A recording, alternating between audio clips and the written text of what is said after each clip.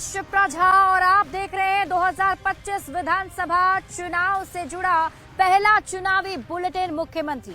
और ये मुख्यमंत्री का खास बुलेटिन आज मेरे साथ आप सीधे राजधानी पटना से लाइव देख रहे हैं। अगले आधे घंटे तक हम आपको इस बुलेटिन में दिखाएंगे चुनाव से जुड़ी बड़ी खबर, चुनावी वायरल, बयान बवाली और चुनाव की चौपाल भी आपको बताएंगे। लेकिन शुरुआत सबसे पहले करते हैं चुनाव की बड़ी खबर के साथ। लालटेन वालों ने जंगल राज दिया, अब हम लोग कभी उसके साथ नहीं जा सकते हैं। एक मौका तेजस्वी को दीजिए, वैकेंसी ही नहीं है। प्रधानमंत्री नरेंद्र मोदी का आज 75वां जन्मदिन है और पीएम मोदी के 75वें जन्मदिन को लेकर देश में बड़े ही भव्य तरीके से बर्थडे सेलिब्रेट किया गया। बड़े बड़े नेताओं ने प्रधानमंत्री नरेंद्र मोदी को उनके बर्थडे के मौके पर बर्थडे विश किया है। सीएम नीतीश कुमार ने भी प्रधानमंत्री नरेंद्र मोदी को जन्मदिन की ढेर सारी शुभकामनाएं दी हैं और इसी के साथ बिहार के अलग अलग जिलों में भी प्रधानमंत्री नरेंद्र मोदी के इस जन्मदिन के मौके पर कई अभियान चलाए गए हैं। अलग अलग तस्वीरों के जरिए आपको पूरी खबर दिखाते हैं इस रिपोर्ट में। जिसको किसी ने नहीं पूछा उसको मोदी ने पूजा है और ये मोदी की गारंटी है। भारत के यशस्वी प्रधानमंत्री और वर्ल्ड लीडर नरेंद्र मोदी आज 75 साल के हो गए। देश भर में पूरे गौरव और हर्ष के साथ प्रधानमंत्री मोदी का 75वां जन्मदिन मनाया जा रहा है। चुनावी साल में बिहार के कोने कोने में जश्न का माहौल है। राजधानी पटना से लेकर पूर्णिया तक, गया से लेकर भागलपुर तक कहीं हवन पूजा के साथ तो कहीं दुग्धाभिषेक कर पीएम मोदी के दीर्घायु की लोग मंगल कामना कर रहे हैं। मुख्यमंत्री नीतीश कुमार ने भी सोशल मीडिया के जरिए जन्मदिन की बधाई दी और एक्स पर पीएम मोदी के स्वस्थ और सुदीर्घ जीवन की कामना की। गृह मंत्री अमित शाह ने प्रधानमंत्री के जीवन के संघर्षों के बारे में लोगों को बताया। और यह कि लौ की तरह जलना, हमेशा ऊर्ध्व गति से सोचना, परायों को अपना बनाकर उनका ही सोचना और उनके जीवन के लिए सर्वस्व न्यौछावर कर देना। मित्रों, ये संस्कार बहुत कम लोगों में होते हैं, जिसमें से एक व्यक्ति नरेंद्र मोदी है। भारतीय जनता पार्टी पीएम मोदी के बर्थडे को सेवा पखवाड़ा के रूप में मना रही है। 17 सितंबर से 2 अक्टूबर तक कई कार्यक्रम आयोजित किए जाएंगे। सोशल मीडिया पर देश विदेश के कई बड़े नेता पीएम मोदी को बधाई संदेश भेज रहे हैं। लोकसभा में नेता प्रतिपक्ष और कांग्रेस सांसद राहुल गांधी ने भी प्रधानमंत्री नरेंद्र मोदी को जन्मदिन पर बधाई दी। साथ ही कांग्रेस अध्यक्ष मल्लिकार्जुन खड़गे ने भी पीएम को बर्थडे विश किया। रक्षा मंत्री राजनाथ सिंह ने वीडियो पोस्ट कर पीएम को शुभकामना दी। समाज को समझने की, केवल अपने देश समाज को समझने की नहीं, बल्कि पूरा विश्व को समझने की एक उनके मन के अंदर हैंकरिंग, जिसे कहते हैं ललक। गुजरात के मेहसाणा शहर में 17 सितंबर 1950 को जन्मे नरेंद्र मोदी 2001 से 2014 तक लगातार 3 बार गुजरात के मुख्यमंत्री बने और साल 2014 से लगातार तीसरी बार प्रधानमंत्री के रूप में देश का नेतृत्व कर रहे हैं। पीएम मोदी हर वर्ष की तरह अपने जन्मदिन को व्यक्तिगत उत्सव की बजाय जनसेवा और कल्याणकारी योजनाओं के प्रति समर्पण के रूप में मनाते रहे हैं। इस बार भी पीएम मोदी मध्य प्रदेश की जनता के बीच धार पहुंचे और कई बड़ी योजनाओं की सौगात दी।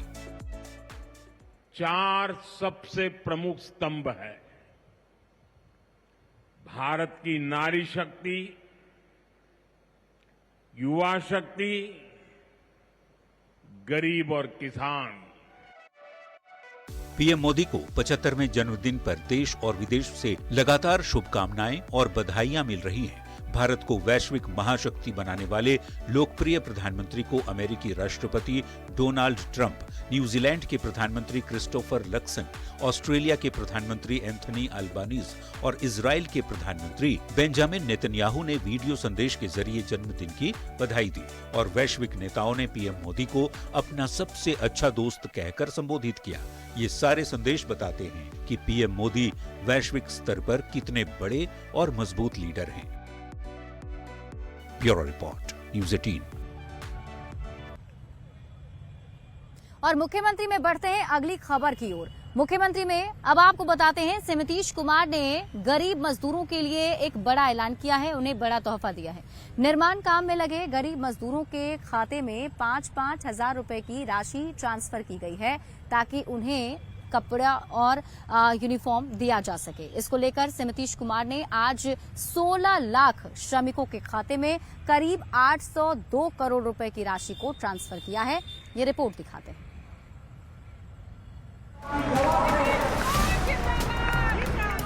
चुनावी साल में मुख्यमंत्री नीतीश कुमार हर वर्ग को बड़ा तोहफा दे रहे हैं। मुख्यमंत्री की ओर से सौगात देने का सिलसिला बुधवार को भी जारी रहा और विश्वकर्मा पूजा के शुभ अवसर पर सीएम नीतीश ने बिहार के लाखों मजदूरों को भी बड़ा तोहफा दिया। मुख्यमंत्री ने मजदूरों के लिए वस्त्र सहायता योजना के तहत कपड़ा खरीदने के लिए 5-5 हजार रुपये भेजे। बिहार के 16,04,929 श्रमिकों के खाते में लगभग 802 करोड़ 46,45,000 रुपये डीबीटी के जरिए ट्रांसफर किए गए। बिहार सरकार के श्रम संसाधन मंत्री संतोष सिंह ने सीएम की इस पहल की जमकर सराहना की।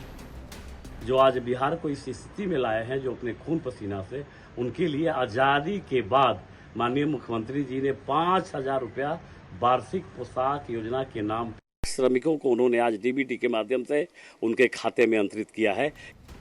श्रम मंत्री संतोष सिंह ने दावा किया कि वस्त्र सहायता योजना श्रमिकों के साथ युवाओं के लिए भी बेहद महत्वपूर्ण है, क्योंकि सरकार ने मुख्यमंत्री प्रतिज्ञा योजना के पोर्टल का भी शुभारंभ कर दिया। खुद मुख्यमंत्री ने अपने आधिकारिक एक्स हैंडल पर इस बात की जानकारी दी और लिखा कि आज सृजन के प्रणेता भगवान विश्वकर्मा की आराधना का दिवस है। सुखद संयोग है कि आज ही श्रमिकों के खाते में राशि हस्तांतरित की जा रही है। माननीय मुख्यमंत्री नीतीश कुमार जी ने बिहार के लोगों के हितों को ध्यान में रखते हुए हाल के दिनों में एक से एक ऐतिहासिक फैसले लिए हैं। 16 लाख से ज्यादा निर्माण श्रमिकों को वस्त्र सहायता के नाम पर 5-5 हजार रुपया सीधे खाता में डालने का जो फैसला किया है। सीएम नीतीश के इस कदम से एक ओर सत्ता पक्ष गदगद है तो वहीं दूसरी ओर विपक्ष तोहफे पर सवाल खड़े कर रहा है। सरकार पर आरोप लगा रहा है कि मजदूरों को लुभाने के लिए चुनावी साल में एनडीए सरकार हितैषी बनने का ढोंग कर रही है, जबकि सच्चाई ये है कि बड़े पैमाने पर बिहार से गरीब मजदूरों का पलायन हो रहा है। और अब जब हम लोगों ने वोट चोरी पकड़ ली और ये बता दिया कि ये वोट चोरी से चुनाव जीतते हैं, तो ये लोग वोट खरीदने का काम करने लगे। आप ये क्यों नहीं बताते हैं कि तेजस्वी जी के कामों के पीछे पीछे हमारी सरकार चल रही है और तेजस्वी जी का जो विजन और मिशन था उसी को कहीं न कहीं नकल करने का नीतीश सरकार ने काम किया है। विपक्ष सरकार पर हमलावर है, लेकिन सीएम दावा कर रहे हैं कि सरकार की इस बड़ी सौगात से मजदूरों का जीवन बेहतर होगा। निर्माण कार्यों में लगे श्रमिकों का सामाजिक और आर्थिक विकास होगा। समाज के अंतिम पायदान के लोगों को मुख्य धारा में लाने के लिए एनडीए सरकार ने ये प्रयास किया है। ऐसे में देखना होगा कि नीतीश सरकार अपनी कोशिश में कितनी कामयाब हो पाती है। पटना संवाददाता आनंद अमृतराज के साथ ब्यूरो रिपोर्ट, न्यूज़ 18। मुख्यमंत्री में बढ़ते हैं अगली खबर की ओर। बिहार विधानसभा चुनाव से पहले कांग्रेस को पटना हाईकोर्ट से बड़ा झटका लगा है। दरअसल प्रधानमंत्री नरेंद्र मोदी और उनकी मां को लेकर जारी किया गया एआई वीडियो कांग्रेस की तरफ से, उस पर हाईकोर्ट की तरफ से सख्त टिप्पणी की गई है और हाईकोर्ट ने उस एआई वीडियो को सभी प्लेटफॉर्म से हटाने के सख्त निर्देश कांग्रेस को दे दिए हैं और इस पर बिहार की सियासत गर्मा गई है। ये रिपोर्ट देखिए।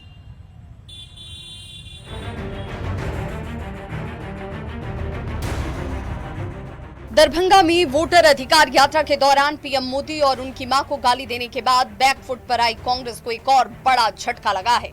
बुधवार को पटना हाईकोर्ट ने पीएम मोदी और उनकी मां का एआई वीडियो जारी करने को लेकर बड़ी सख्ती दिखाई और कांग्रेस पार्टी को सोशल मीडिया के सारे प्लेटफॉर्म से पीएम मोदी और उनकी मां का एआई वीडियो हटाने का निर्देश दे दिया, क्योंकि पहले दिन से इस विवादित वीडियो को हटाने की मांग की जा रही थी। सोशल मीडिया पर माननीय प्रधानमंत्री जी के माता जी के संबंधित डेरोगेटरी एआई वीडियो को तात्कालिक रूप से रोक लगाने का आदेश दिया है।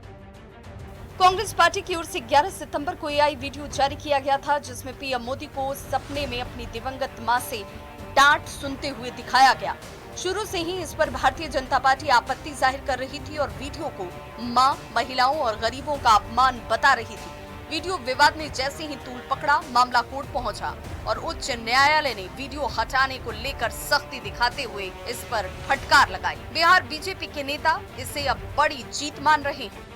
माननीय न्यायालय के द्वारा ये कदम उठाना निश्चित तौर पर संविधान के नियम के साथ साथ हमारी संस्कृति के परंपरा के अनुकूल है। कांग्रेस अपनी ओछी हरकत से बाज आए, नहीं तो 0 पे आउट हो जाएगी कांग्रेस बिहार में। बीजेपी के बड़े नेताओं ने पहले भी कांग्रेस के एआई वीडियो पर कड़ी आपत्ति जाहिर की थी। शहजाद, पूनावाला से लेकर केंद्रीय गृह राज्य मंत्री नित्यानंद राय ने इस मामले को पूरे जोर शोर से उठाया था। जो महिला इस दुनिया में नहीं है, उनकी तस्वीर का राजनीतिक इस्तेमाल करने पर आपत्ति जताई गई थी। अब हाईकोर्ट के निर्देश के बाद इस पर सियासत भी गर्मा गई है। उच्च न्यायालय के निर्देश पर बैकफुट पर आई कांग्रेस मामले को राजनीतिक रंग देने का आरोप लगा रही है। जिस प्रकार से भारतीय जनता पार्टी इस पूरे मामले को राजनीतिक रंग दे रही है, वो स्वस्थ लोकतांत्रिक व्यवस्था के लिए कतई उचित नहीं। बिहार राज्य के एक मंत्री ने जो एक गरीब अति पिछड़ा का जो बेटा है, उसकी मां को जो भद्दी गालियां दी थी, उस पर भी संज्ञान लिया जाए। हम लोगों का हाथ जोड़ के आपसे आग्रह होगा। ये पहला मौका नहीं है जब किसी वीडियो को लेकर इतना बड़ा सियासी घमासान मचा हो। इससे पहले भी दरभंगा में राहुल तेजस्वी के मंच से पीएम मोदी और उनकी दिवंगत मां को गाली देने का वीडियो सामने आया था, जिसे लेकर भारी फजीहत हुई थी। अब कोर्ट के हस्तक्षेप के बाद एआई वीडियो को हटाने के लिए कांग्रेस पार्टी राजी हो गई है। ऐसे में अब देखना होगा कांग्रेस पीएम मोदी को घेरने के लिए आगे क्या रणनीति अपनाती है। पटना संवाददाता अमित कुमार के साथ ब्यूरो रिपोर्ट, न्यूज़ 18। और मुख्यमंत्री में अब आपको दिखाते हैं बयान बवाली, यानी ऐसा बयान जिस पर बवाल मच गया है। इस बवाली बयान को दिया है चिराग पासवान ने। चिराग पासवान ने नेता प्रतिपक्ष तेजस्वी यादव पर तीखा तंज कसा और उन्होंने आरजेडी को कांग्रेस का पिछलग्गू पार्टी बता दिया है। अब जैसे ही चिराग पासवान की तरफ से बयान दिया गया, बिहार की सियासत गर्मा गई है। ये रिपोर्ट देखिए।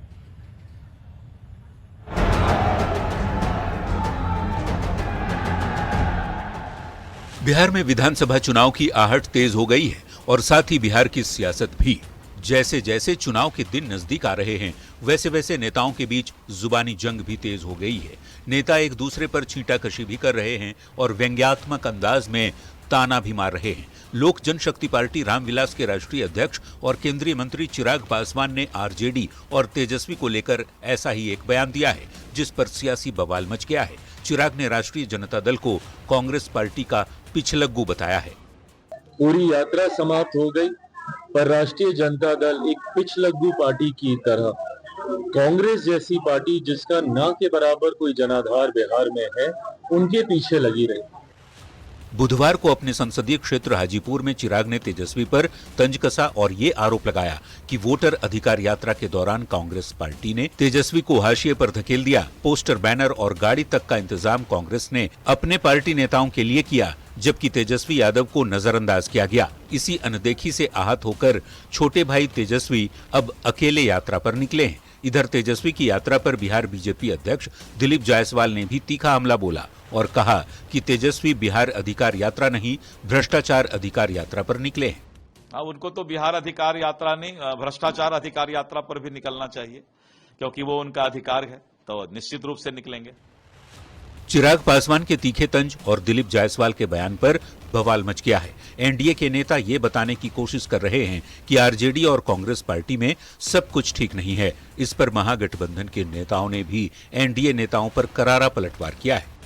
अपनी हैसियत क्या है भाजपा के सामने? उनकी खुद की कोई हैसियत? टिकट भी मांग सकते हैं अपने मन के मुताबिक। और ये मेडिकल कॉलेज चोर क्या बात करेगा भाई? ये कांग्रेस पर उंगली उठाएगा? मेडिकल कॉलेज चोर थोड़ी इन सब की बात। जो खुद ही पिछलग्गू बने हुए हैं बीजेपी का, तो वो दूसरे पर क्या सवाल खड़े करेंगे? महागठबंधन के नेता एकजुटता का दावा कर रहे हैं, लेकिन चिराग ये आरोप लगा रहे हैं कि कांग्रेस पार्टी तेजस्वी यादव को भाव नहीं दे रही। न तो कांग्रेस तेजस्वी को सीएम फेस घोषित कर रही है, न ही महागठबंधन में सीट शेयरिंग पर ही बात बन पा रही है। चिराग के बयान के बाद ये देखना होगा कि आरजेडी और कांग्रेस के रिश्ते पर क्या असर पड़ता है। वैशाली संवाददाता प्रफुल्ल कुमार और पटना रिपोर्टर शैलेंद्र कुमार के साथ ब्यूरो रिपोर्ट, न्यूज़ 18।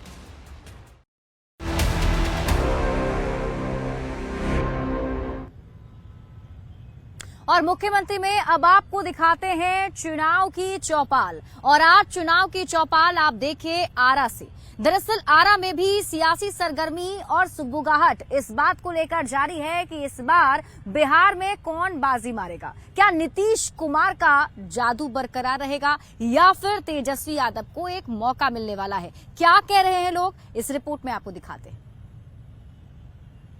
चुनाव नजदीक आते ही भोजपुर जिले में राजनीतिक सरगर्मी तेज हो गई है और भोजपुर जिले में चुनाव को लेकर के जो राजनीतिक परिदृश्य है अब धीरे धीरे बढ़ने लगा है। चुनावी तापमान जो है वो लगातार अब उफान पर है। अब तुरंत चंद दिन शेष रह गए हैं बिहार विधानसभा चुनाव को लेकर के। क्या लगता है जो विकास के पैमाने हैं वो कितने सही है भोजपुर जिले में कुल मिलाकर? विकास का पैमाना का मतलब आप खुद ही देख रहे हैं और जनता देख रही है।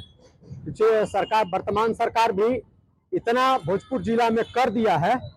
इंजीनियरिंग कॉलेज हो या अन्य कॉलेज हो, शिक्षा से लेकर चिकित्सा से लेकर हर एक क्षेत्रों में, खेल के क्षेत्रों से लेकर सभी क्षेत्रों में इतना विकास हुआ है, अब इसको दर्शाने की जरूरत नहीं है। हमारा वही प्रतिनिधि चाहिए जो जमीनी स्तर से काम करता हो, हर एक समाज के हर एक तबका के लोग को साथ लेकर चलने वाला हो और समाज में किसी भी जाति पाति का नफरत ना फैलाए। और हमारे भोजपुर को जो भी 7 विधानसभा है, 7 विधानसभा में उचित काम होना चाहिए और समाज के लिए एकजुट होना भी हम लोग को जरूरी है।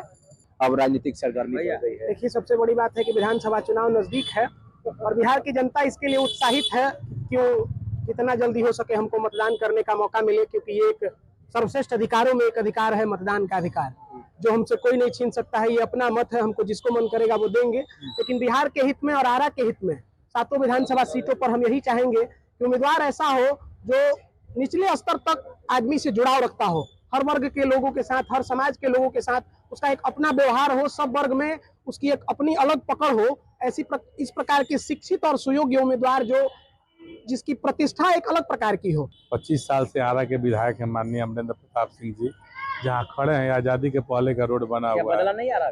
बिल्कुल नहीं। 1995 के बाद से लगातार प्रतिनिधित्व कर रहे हैं भाजपा के विधायक और पूरा भ्रष्टाचार, थाना से लेके ब्लॉक से लेके शिक्षा का बुरा हाल, स्वास्थ्य का बुरा हाल, रोजगार का बुरा हाल और अपराध को जल्लाद राज जिसे बिहार में चल रहा है।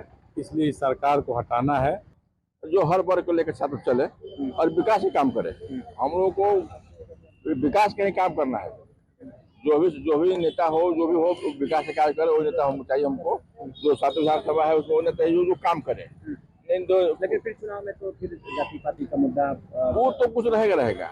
वो तो विकास तो होता है लेकिन जाति पाति का मुद्दा कुछ रहता है। लेकिन उसके बावजूद भी जो भी नेता हो, जो समाजी नेता हो, विकास का काम करे, हम लोग वही चाहिए, बस वही चाहिए। और एजुकेशन, सबसे बड़ा मुद्दा तो एजुकेशन का है। यहाँ जो स्कूल का स्थिति है बहुत गंदा है। बाढ़ में अभी जितना सारा हानिकारक हुआ है उसको संभाले, ऐसा प्रतिनिधि चाहिए हमें, काम करने वाला प्रतिनिधि हो। क्या विकास नहीं हुआ पूरे भोजपुर जिले के बाद? हमें तो नहीं लगता है कि कोई विकास हुआ है। कहीं भी उठा के देख लीजिए, चाहे स्टेशन से लेके रमना मैदान देख लीजिए, गांगी देख लीजिए, चाहे हम लोग अपने भोजपुर में बोलते हैं, मुरघटिया बोलते हैं, वहाँ देख लीजिए, वहाँ भी गंदगी बहुत ज्यादा है। मतलब ऐसा प्रतिनिधि जो विकास करे, विकास वाला चाहिए। जनता की जो समस्याएं हैं उसका समाधान त्वरित तरीके से हो सके। चंदन कुमार, न्यूज़ 18, आरा, भोजपुर। और इसी के साथ मुख्यमंत्री के इस खास बुलेटिन में अभी के लिए बस इतना ही। आप देखते रहिए न्यूज़ 18 बिहार झारखंड।